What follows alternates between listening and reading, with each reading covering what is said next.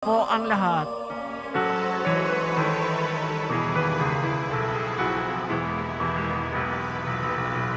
Si Kristo ay muling nabuhay, naig sa kamatayan. Kaya't di na mamahamatay.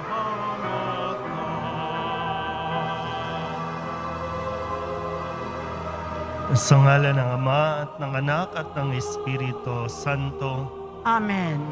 ang pagpapala at kapayapaan mula sa Diyos na Ama natin at sa Panginoong Hesukristo naway sumainyo. At sumayo rin. Mga kapatid, tinipon tayo bilang kaanib na angkan ng Diyos, kaya dumulog tayo sa maawaing Panginoong nagpapatawad ng lubos.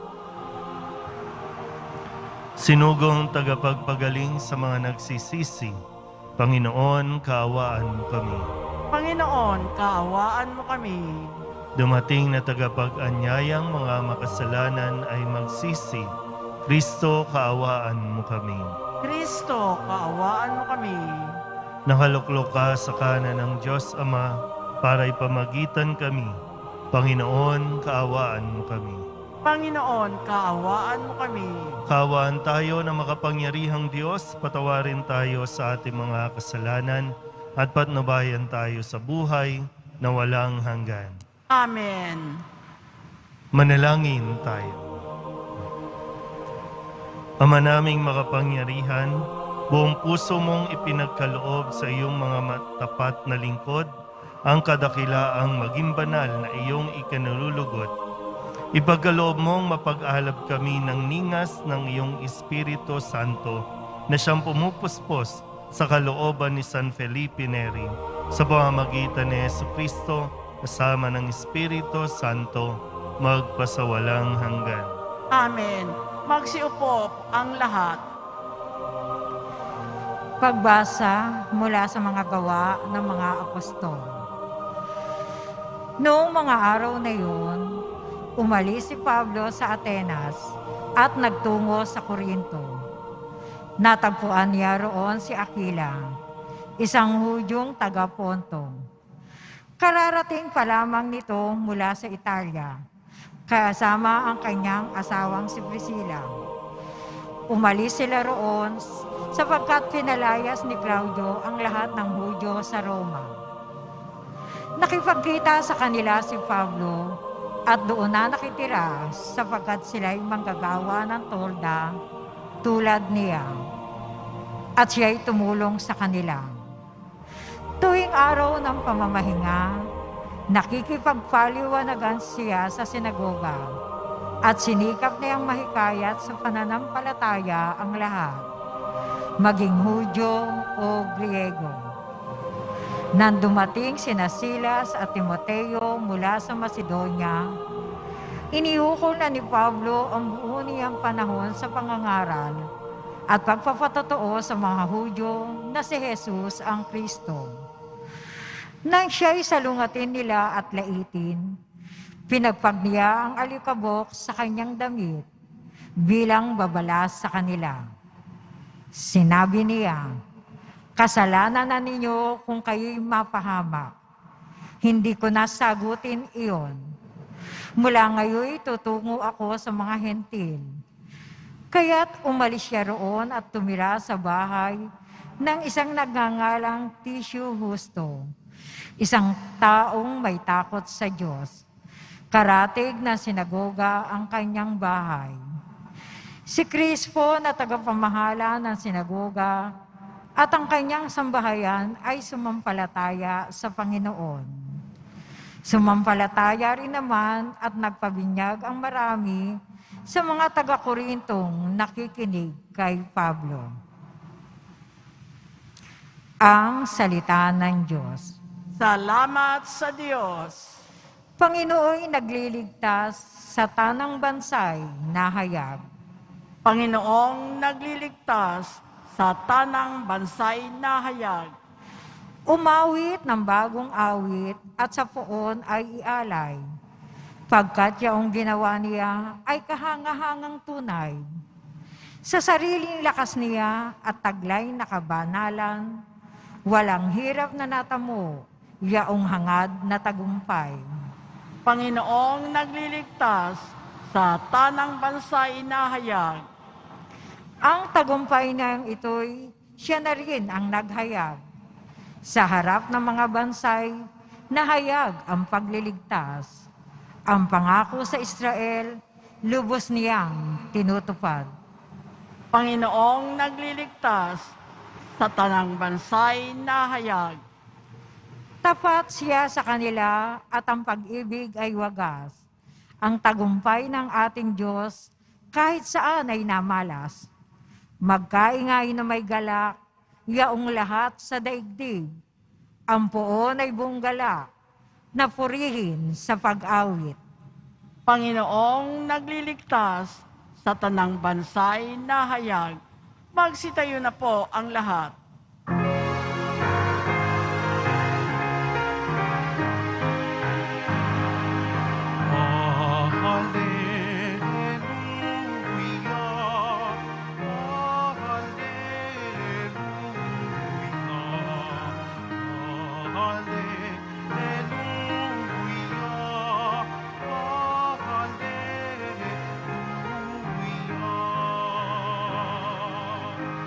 Kayo'y di ko inulila, babalik akong talaga, magdudulot ng ligaya.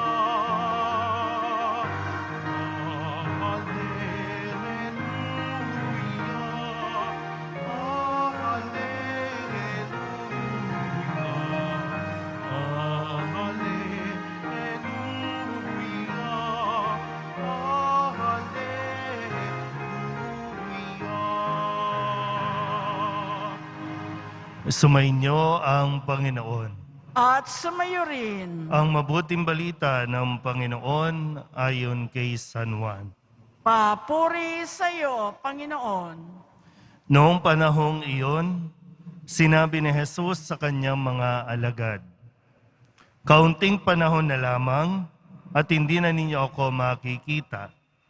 At pagkaraan ng kaunting panahon pa, ako'y inyong makikita uli." Nag-usap-usap ang ilan sa mga alagad. Ano kaya ang ibig niyang sabihin? Bakit niya sinabing kaunting panahon na lang at hindi na natin siya makikita at pagkaraan ng kaunti pang panahon ay makikita uli? Sabi pa niya'y, sapagkat ako'y paroroon sa Ama. Ano kaya ang ibig sabihin ng kaunting panahon na lamang? Hindi natin maunawaan. Naramdaman ni Jesus na ibig nilang magtanong, kaya't sinabi niya, "Nagtatanungan kayo tungkol sa sinabi kong kaunting panahon na lamang at hindi na ninyo ako makikita, at pagkaraan ng kaunting panahon, ako'y inyong makikita uli. Sinasabi ko sa inyo, tatangis kayo at magdadalamhati, ngunit magagalak ang sanlibutan. Matitigib kayo ng kalungkutan, subalit ito'y magiging kagalakan." Ang mabuting balita ng Panginoon. Pinupuri ka namin, Panginoong Heso Kristo. Magsiyo po ang lahat. Isang magandang umaga po sa inyong lahat. Muli po sa konteksto ng ating pagninilay, 4 na araw na lang at si Kristo'y aakyat na sa langit. Tayo po ay nasa ika-6 na linggo ng Pasko ng pagkabuhay. Si Kristo'y namatay, muling nabuhay, at siya'y muling babalik pagdating ng panahon. So ito po yung nagiging tema ng ating po mga ebanghelyo. Ito yung mga pamamaalam o pagpapaalam ni Jesus, paghahabilin sa kanyang mga alagad. Na ngayon, narinig natin na sinabi ni Jesus, konting panahon na lang at hindi niya ako makikita. Mismong si Jesus ang nagpapaalala sa atin na walang sino man sa atin ang pwedeng mabuhay ng habang buhay dito sa mundo. Aalis at aalis tayo. Kailangan natin harapin, kailangan natin tanggapin, at lalo't tigit, kailangan natin ihanda ang ating mga sarili at ang ating mga mahal sa buhay sa pag-alis natin dito. Ito yung isang bagay na ayaw natin pinag-uusapan, pero sa ayaw at sa gusto mo, matatapos ang iyong oras dito sa mundong ito. Minsan po, hindi makakabuti yung isipin mo na hindi ka dapat umalis kasi maraming umaasa sa iyo. O kaya naman yung inaalala mo na paano na sila kapag umalis ako? Paano na sila? O sabihin natin pag umalis, ano bang ibang term? Paano na sila kapag namatay na ako? Isa yan sa mga bagay na nagpumipigil sa atin na para bang tayo ang may control sa buhay natin. Yang katabi mo, isang araw, aalis yan. Yang katabi mo, isang araw, mawawala yan at kailangan niyang umalis. Kasi hanggat nandiyan yan, hindi ka matututo. Hanggat nandiyan yan na sumasandal sa iyo, hindi yan magmamature. Hindi yan matututong mag-handle ng responsibility. Kaya nga habang may panahon pa, turuan mo paano mabuhay kapag wala ka na. Kung paano maging mabuting tao kapag wala ka na. Kung paano sila magsumikap kapag wala ka na. Realidad po yan ng ating buhay.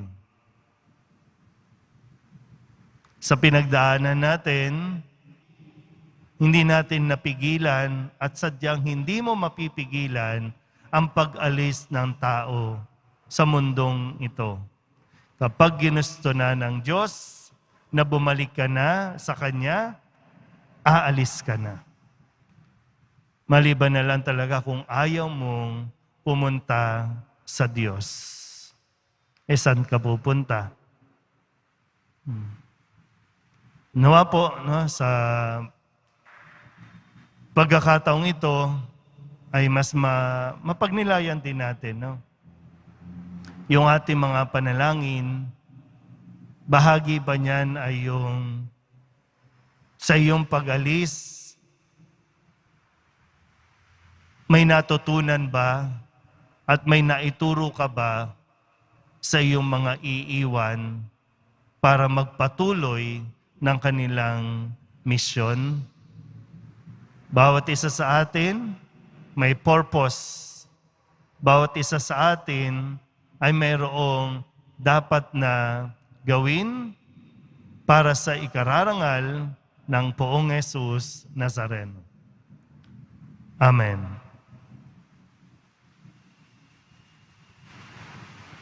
Magsitayo na po ang lahat. Mga kapatid, inihahandog sa atin ng Diyos ang kanyang lakas sa mga panahon ng pangangailangan. Idalangin natin na lagi tayong umasa sa Kanya. Ang ating pong itutugon, gawin mong kagalakan ang aming kalungkutan, O Panginoon. Gawin mong kagalakan ang aming kalungkutan, O Panginoon. Ang simbahan naway buong tapang na magpatotoo at walang takot na magpahayag ng mensahe ni Kristo sa mundo. Manalangin tayo. Gawin mong kagalakan ang aming kalungkutan, O Panginoon. Ang mga nabubuhay sa pangungulila at dalamhati naway makaranas ng nakapagpapaginhawang presensya ng pag-ibig ng Diyos. Manalangin tayo. Gawin mong kagalakan ang aming kalungkutan, O Panginoon.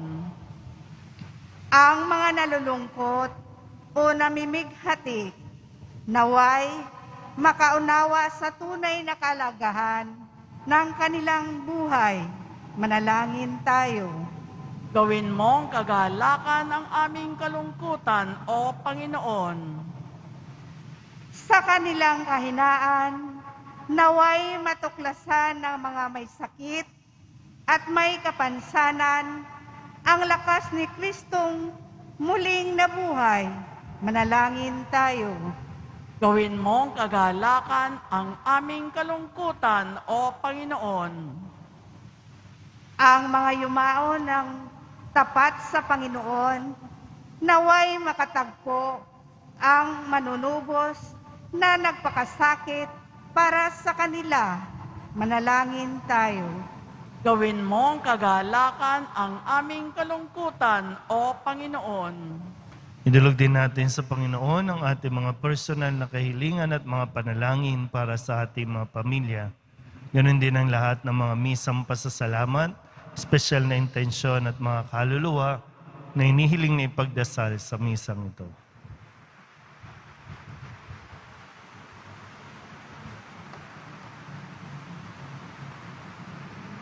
Ang lahat ng ito hinihiling namin sa ngalan ni Kristong aming Panginoon. Amen. Magsiyo po ang lahat.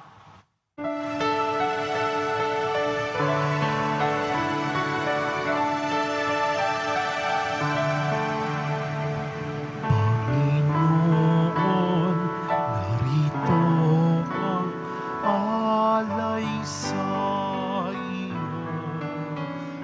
Mula sa iyong bayan, masayang nagsalo. Aming sanang mga alay, gawin mong totoo. Itumala at tinapay, hindulot katawan mo. Magstayo na po ang lahat. Manalangin kayo mga kapatid upang paghahain natin ay kalugdan ng Diyos sa mga makapangyarihan. Tanggapin nawa ng Panginoon itong paghahain sa iyong mga kamay sa kapurihan niya at karangalan sa ating kapakinabangan at sa buong sambayanan niyang banal. Ama naming lumikha sa aming paghahain, ang pagpupuri at pasasalamat ay lagi nawa naming magampanan ng buong galak na sambahin ang ngalan mo at paglingkuran ng kapwa-tao, gaya ng ginanap ni San Felipe Neri sa pamamagitan ni Jesucristo, kasama ng Espiritu Santo, magpasawalang hanggan. Amen. Sumainyo ang Panginoon. At sumayo rin, Itaas sa Diyos ang inyong puso at diwa. itinaas na namin sa Panginoon. Pasalamatan natin ang Panginoong ating Diyos. Marapat na siya ay pasalamatan. Ama naming makapangyarihan, tunay nga marapat na ikaw ay aming pasalamatan sa pamamagitan ni Jesucristo na aming Panginoon.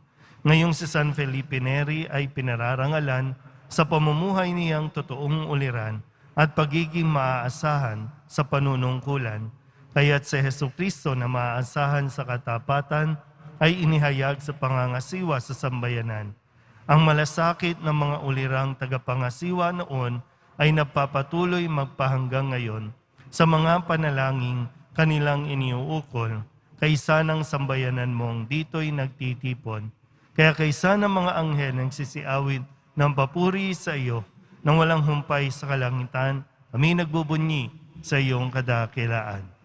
Santo, Santo, Santo, Panginoong Diyos ng mga hukbo, napupuno ang langit at lupa ng kadakilaan mo, o sana sa kaitaasan, pinagpala ang naparirito sa ngalan ng Panginoon, o sana sa kaitaasan, magsiluhod ang lahat. Ama naming banal, ikaw ang bukal ng tanang kabanalan. Kaya't sa pamamagitan ng iyong Espiritu, gawin mong banal ang iyong mga kaloob na ito upang para sa aming maging katawan at dugo ng aming Panginoong Heso Kristo. Bago niya pinagtiis ang kusang loob na maging handog, inawakan niya ang tinapay, pinasalamatan kaniya, pinaghati-hati niya iyon, iniabot sa kanyang mga alagad at sinabi, "Tanggapin ninyong lahat ito at kanin, ito ang aking katawan na ihahandog para sa inyo."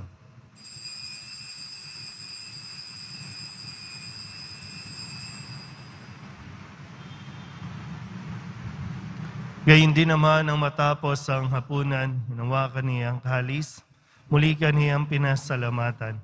Iniabot niya ang kalis sa kanyang mga alagad at sinabi, "Tanggapin ninyong lahat ito at inumin. Ito ang kalis ng aking dugo, ng bago at wala hanggang tipan. Ang aking dugo na ibubuhos para sa inyo at para sa lahat, sa ikapagpapatawad ng mga kasalanan. Gawin ninyo ito sa pag-alaala sa akin."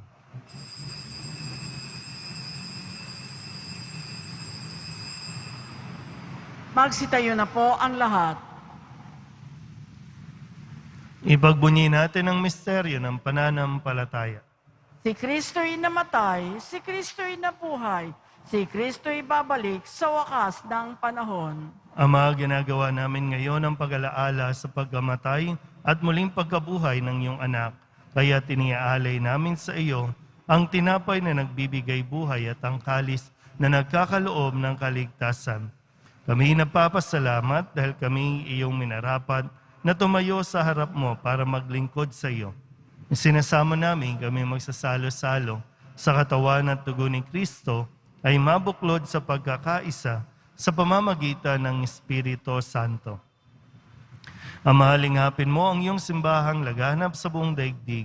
Puspusin mo kami sa pag-ibig kay San Francisco na aming Papa at ni Jose na aming Obispo at ng Tanang Kaparian. Alalahanin mo rin ang mga kapatid naming nahimlay na may pag-asang sila'y muling mabubuhay, gayon din ang lahat ng mga pumanaw. Kawaan mo sila at patuloyin sa iyong kaliwanagan. Kawaan mo at pagintapating kaming lahat na makasalo sa iyong buhay na walang wakas.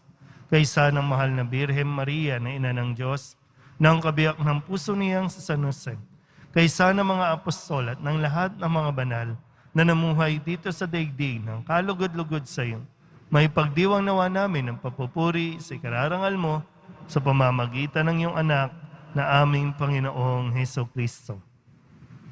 Sa pamamagitan ni Kristo, kasama niya at sa Kanya, ang lahat ng parangal at papuri ay sa iyo, Diyos amang makapangyarihan, kasama ng Espiritu Santo, magpasawalang hanggan. Amen, amen, amen. Amen, hallelujah. Purihin ang Diyos, purihin ang Diyos. Amen, hallelujah. Amen, amen, amen. Amen, hallelujah.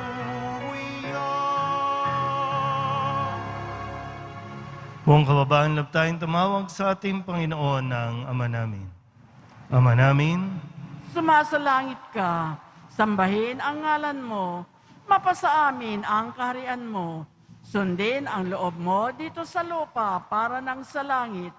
Bigyan mo kami ngayon ng aming kakanin sa araw-araw at patawarin mo kami sa aming mga sala para nang pagpapatawad namin sa nagkakasala sa amin. At huwag mo kaming ipahintulot sa tukso at iadya mo kami sa lahat ng masama. hinihiling namin kami iadya sa lahat ng masama, pagkalooban ng kapayapaan araw-araw, iligtas sa kasalanan at ilayo sa lahat ng kapahamakan, samantalang aming pinananabikan ang dakilang araw ng pagpapahayag ng tagapagligtas naming si Yesu Kristo. Sapagkat iyo ang kaharian at ang kapangyarihan at ang kapurihan magpakailanman. Amen. Panginoong Heso Kristo, sinabi mo sa iyong mga apostol, kapayapaan ang iniiwan ko sa inyo, aking kapayapaan ang binibigay ko sa inyo. Tunghayan mo ang aming pananampalataya at huwag ang aming mga pagkakasala. Pagkalooban mo kami ng kapayapaan at pagkakaisa ayon sa iyong kalooban, kasama ng Espiritu Santo, magpasawalang hanggan. Amen. Ang kapayapaan ng Panginoon ay laging sumainyo. At sumayo rin. Magbigayan po tayo ng kapayapaan sa isa't isa.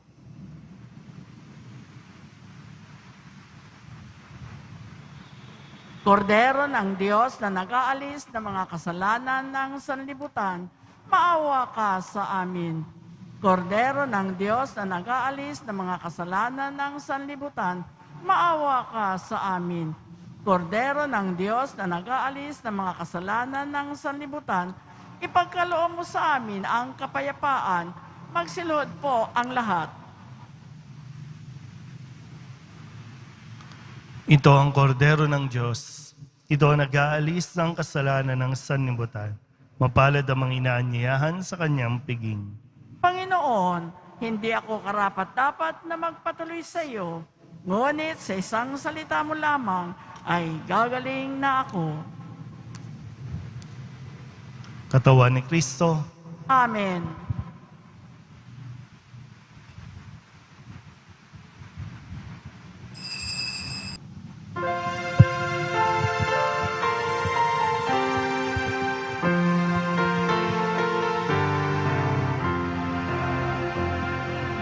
Si Jesus Nazareno, Alleluia, makalangit na sugo, Alleluia,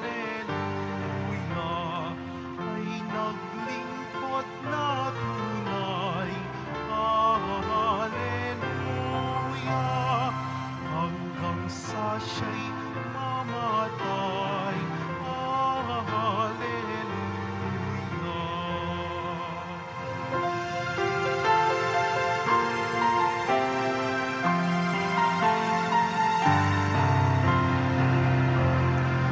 ang Diyos ay nalugod, Alleluia,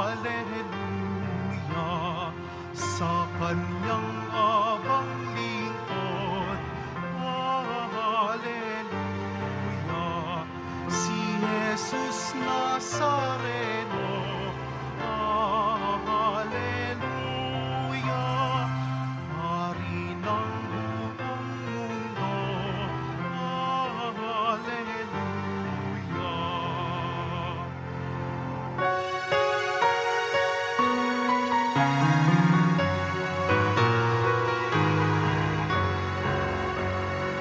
Parangalan ang Ama, Alleluia, sa dakila niyang gawa, Alleluia, binuhay niya si Kristo, Alleluia, ang pag-asa ng tao, Alleluia.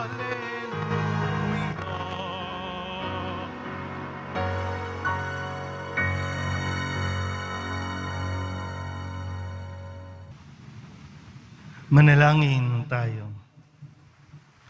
Ama naming mapagmahal, kaming iyong pinapagsalo sa banal na pakikinabang ay lagi nawang manabik na tumanggap sa pagkaing nagbibigay buhay, katulad ng naging pananabik ni San Felipe Neri sa pamamagitan ni Jesucristo, kasama ng Espiritu Santo, magpasawalang hanggan.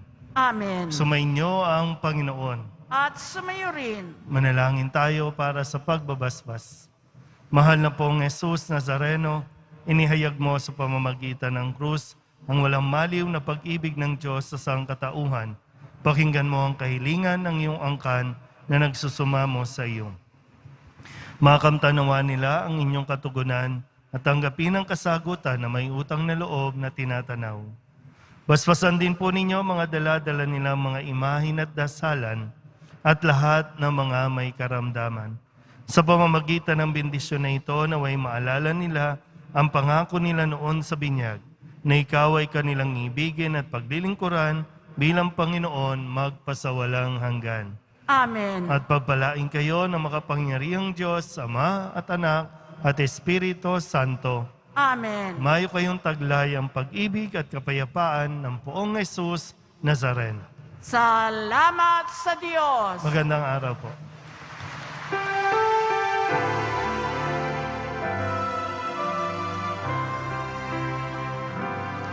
Cristo Padre Jesus Nazareno, sinasamba ka namin.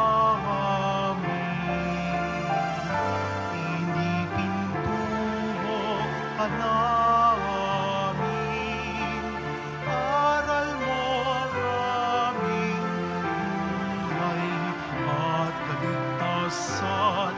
Cristo Padre Jesus Nazareno, iligtas mo kami sa kasalanan.